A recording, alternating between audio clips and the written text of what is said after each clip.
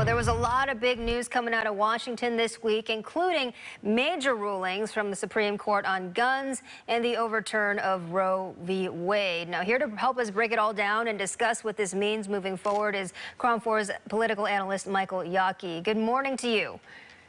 Good morning, Stephanie. Happy Pride Day to everyone. This was my favorite parade when I was on the Board of Supervisors. Just crazy, crazy times. I'm glad it's back. Any plans to go out there yourself by chance? Not today. Okay, avoid the crowds. All right, well, let's start with the decision to overturn Roe v. Wade. This is sending major ripple effects across the country. We've heard from so many lawmakers on this topic. President Biden calling on Congress to take action, but that likely won't be enough. Do you think the Senate will be able to come to a bipartisan agreement and take action for the anti-abortion camp? Not this term. And this points out really what this whole action, this decision is the culmination of a very concerted effort by the fundamentalist right-wing part of the Republican Party since 1980, since the election of Ronald Reagan, to take control of the Supreme Court and eventually overturn Roe v. Wade, which has happened. I mean, not just overturn it, they've gutted it entirely. They've removed the idea that there's any right to privacy, any right to choose, any control over your own reproductive choices from women. And this is something that is quite alarming and quite startling in constitutional jurisprudence. I went to the same law school as a lot of these guys. We all took con law together at Yale Law School.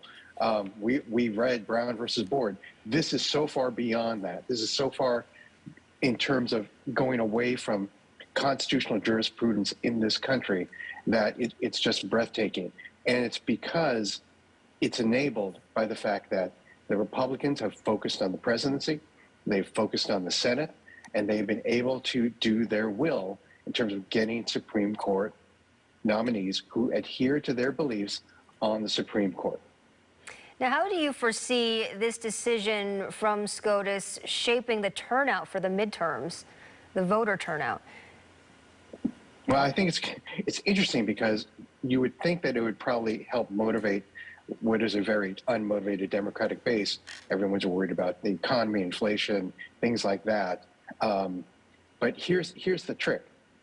Clarence Thomas put out a clarion call in his concurrence to the right wing saying, remember, we still have these things left to go. We can go after access to contraception.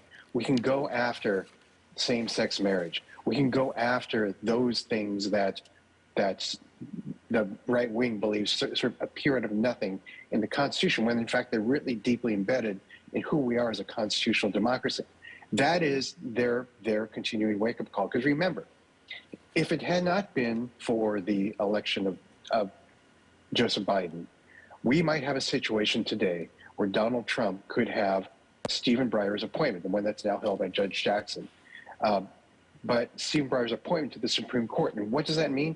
That would give 5 votes, a solid majority to a judicial philosophy that goes back to the 7th century, that goes back to a time when women had no rights, when women were property, when people who looked like me weren't allowed to function in society except maybe, to do your laundry. I mean, this is the kind of stuff that is anchoring 4 votes at the Supreme Court. And if people don't get that, the other side does.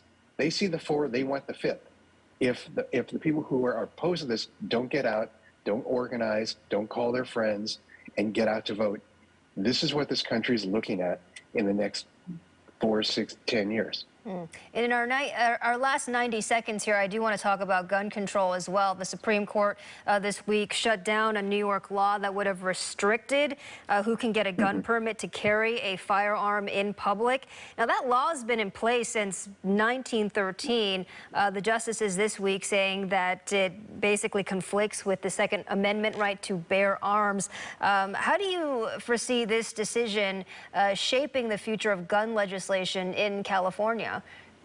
It's going to be have to be very carefully done. The idea that you have to you can designate sensitive places, whatever that is. I think any place that serves alcohol is probably a sensitive place. I think California roads with road rage, that could almost be a sensitive place. But the fact is there are so many restrictions on what a state can and cannot do, it's going to be very difficult to prevent essentially the proliferation of guns on the streets, courtesy of the United States Supreme Court. And just one thing, Stephanie, in all this, there was something else going on this week, the January 6th hearings, and people have almost forgotten about the fact that we learned about a coup attempt at the Justice Department that would have radically changed who we are as a nation. So there's all that going on.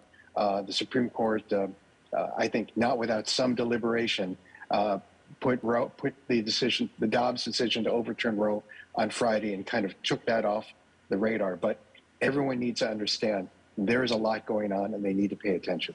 Yeah, well, thanks for staying on top of all of this for us. We appreciate your insight this morning, political analyst Michael Yaki.